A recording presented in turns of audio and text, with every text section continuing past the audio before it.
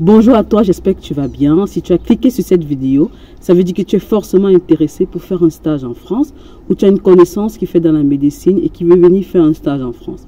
Je t'invite déjà à aller regarder ma précédente vidéo où je parlais vraiment de statut de stagiaire associé, où je faisais la différence avec le statut de FFI qui est fait en fonction d'interne, où je vous donnais où trouver les offres d'emploi et où je vous donnais c'est quoi le salaire.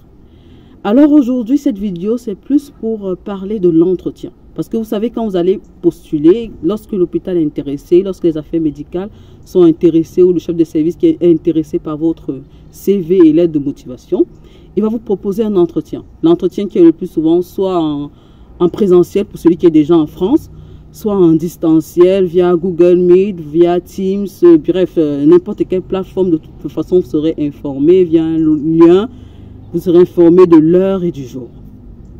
Donc aujourd'hui, je vais vous parler de cet entretien-là, ce qu'on entend de vous, qu'est-ce qui est important de dire ce jour, qu'est-ce qu'il ne faut pas dire. Et voilà, on se retrouve après le générique.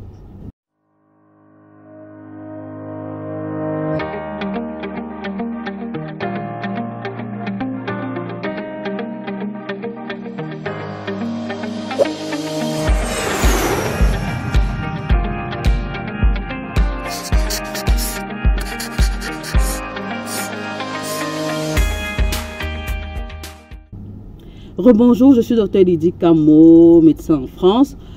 Et comme je le disais tout à l'heure, on va parler aujourd'hui de l'entretien pour le poste de stagiaire associé ou de FFI. L'entretien, c'est quelque chose qui n'est pas tracé, qu'on va commencer 1 et puis 2 et puis 3. Vraiment, ça dépend du chef de service, ça dépend des affaires médicales, ça dépend du service en soi. Le plus souvent, c'est vraiment présentez-vous. Parce que c'est une question passe-partout, c'est une question qui permet au chef de service de regarder vraiment c'est quoi votre parcours et surtout de savoir si vous connaissez vous exprimer en français. Donc l'idéal vraiment quand tu as un entretien à passer, c'est de te préparer à cette question. Même si on ne va pas te la poser, au moins d'une manière ou d'une autre, les questions concernant ton parcours vont être posées, concernant tes études vont être posées. Et toutes ces questions-là, vous les répondez à travers la question présentez-vous. Donc préparez-vous à cette question. Déjà présentez-vous, c'est quoi? C'est votre nom, votre parcours académique. Vous avez eu le bac peut-être à telle année, vous êtes entré à l'université de médecine. Après vous avez fait votre spécialisation, après vous avez travaillé dans tel service. Et lorsque vous entamez la présentation de votre expérience professionnelle, étayez surtout la partie qui concerne le service dans lequel vous voulez postuler. Je m'explique. Si vous postulez pour un service d'urgence, quand vous allez parler de votre expérience professionnelle, essayez de détailler le plus votre expérience dans les services d'urgence. Au moins pour qu'on sache que vous avez fait les services d'urgence et que vous êtes apte à intégrer de nouveaux postes.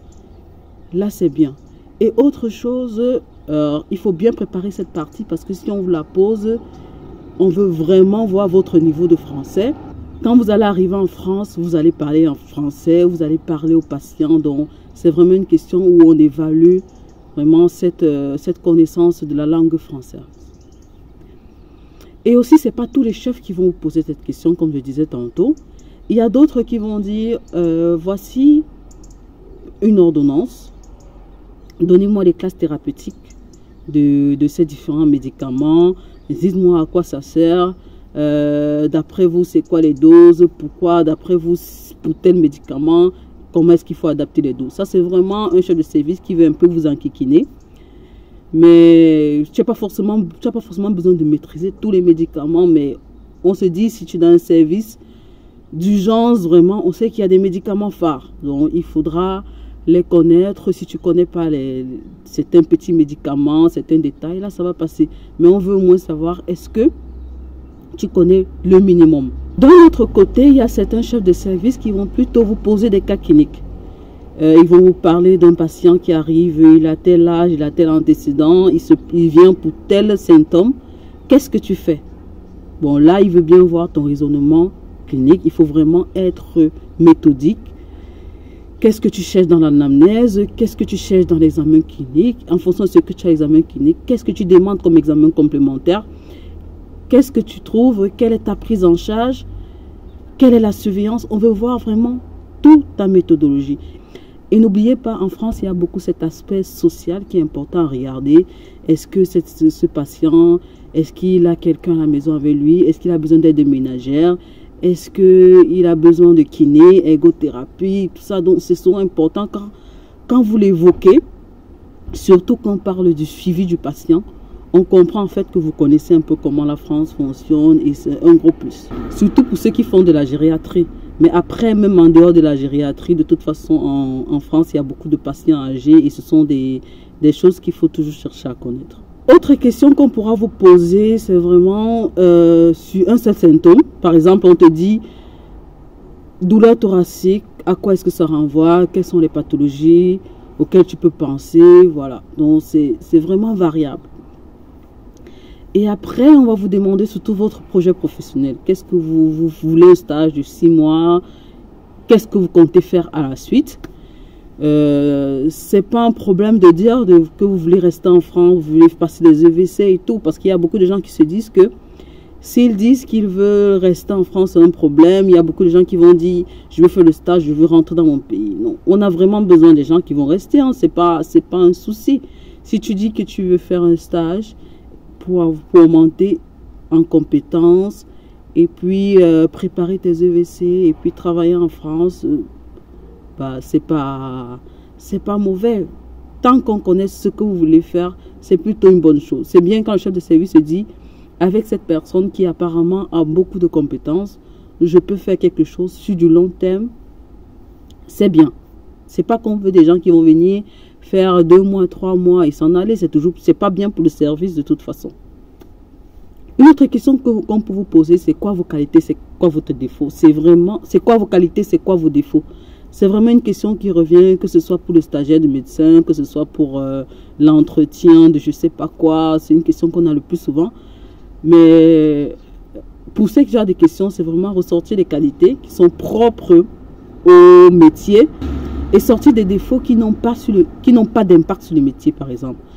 Vous pouvez dire, par exemple, moi j'aime le travail bien fait, j'aime que tout soit vérifié avant que je ne rentre. Ça peut être paru comme une qualité presque, quoi. C'est comme ça qu'il faut tourner la question. Voilà. Et après, souvent on vous demande, c'est quoi votre question? Est-ce que vous avez des questions? Il faut toujours avoir une question. Si on ne vous a pas bien parlé de l'organisation du service, vous cherchez à savoir, vous posez une question sur l'organisation du service, vous posez une question, est-ce que je vais changer de service après, ou bref, trouvez toujours une question, au moins pour montrer votre intérêt pour le service. Et pour montrer également que vous êtes là sur du long terme. Voilà, j'espère que j'ai répondu à toutes vos questions. Excusez, il fait déjà nuit. Je voulais absolument vous faire cette vidéo aujourd'hui. J'ai eu trop de questions dessus. Je me suis dit, si la semaine se termine sans que je fasse de vidéo, je vais continuer à être harcelée. Voilà. J'espère qu'elle vous a plu cette vidéo. N'hésitez pas à liker, à vous abonner et à me poser toutes les questions. Voilà, on se retrouve à une prochaine vidéo.